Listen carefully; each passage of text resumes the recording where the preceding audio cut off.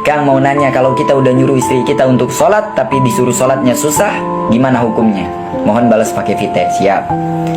Ketika akad sudah terucap, kita berkata saya terima nikah dan kawinnya fulanah binti fulan, atau dengan bahasa Arab qabiltun nikahaha wa tazwijaha bil mahril mazkur naqdan, maka sejatinya yang menjadi saksi bukan hanya penghulu, saksi, wali, dan orang-orang sekitar yang hadir, tapi langsung disaksikan oleh Allah Subhanahu wa Ta'ala.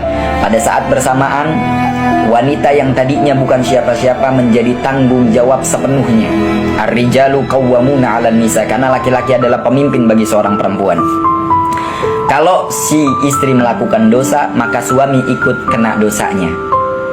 Kalau si istri keluar rumah tanpa menggunakan pakaian syar'i dan tidak menutup auratnya, suami dapat dosanya. Hati-hati, suami bertanggung jawab atas dosa istri sepenuhnya. Ya Allah, mudah-mudahan kita punya istri jadi soleha semuanya ya. Amin. Karena berat jadi suami itu.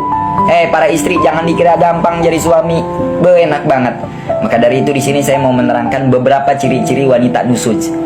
Wanita yang durhaka kepada suaminya. Pertama, dipinta selalu menolak. Dipinta untuk berhubungan, menolak terus. Alasannya tidak mendasar. Dia menolak karena dia malas. Durhaka, nusuj. Kedua, diberi nafkah selalu menafikan. Wah, ini sedikit, ini nggak cukup, gini, nggak bersyukur. Ketiga, keluar rumah tanpa menggunakan penutup hijab, membuka auratnya, diperlihatkan kepada laki-laki yang bukan mahramnya. Keempat, bergaul dekat dengan laki-laki yang bukan mahramnya. Kelima, seringkali mencaci maki suaminya tanpa sebab. Hati-hati para istri ini. Oh, batunya lobet lagi, nggak apa-apa lah, lanjutin aja.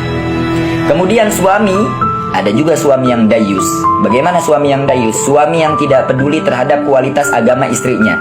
Suami yang tidak memberi nafkah lahir dan batinnya. Suami yang tidak cemburu ketika istrinya dekat dengan laki-laki lain, itu namanya dayus. Ad-dayus la yadkhulul jannah. Gak bakal masuk surga tuh suami yang dayus.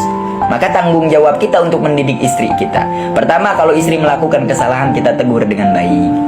Kemudian tegur lagi, baru tegur dengan kebijaksanaan, dengan ketegasan. Kalau ada istri yang ketika disuruh taat tapi tidak mau taat, disuruh lagi tidak mau taat, malah membangkang, kita boleh untuk memulangkannya kepada orang tuanya karena memang dia punya orang tua. Tapi alangkah jauh lebih baik kita sebagai suami harus lebih bijak, didik dulu istri kita, karena mungkin kesalahan tidak sepenuhnya ada pada istri tapi juga ada pada diri kita. Mungkin kitanya belum jadi contoh. Maka semoga kita semua bisa menjadi contoh.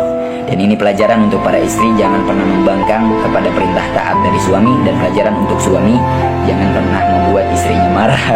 Terima kasih.